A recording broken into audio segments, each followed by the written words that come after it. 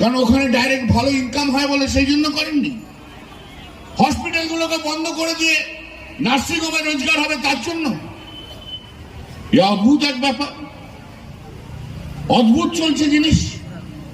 কিন্তু বাংলায় তো কাউকে মুখ খুলতে হবে, বাংলায় তো কাউকে বলতে হবে, একজনকে তো বলতে হবে। কোথাও কোনো জায়গায় কেউ বলবো না, এটা হতে পারে না, এটা হতে পারে না।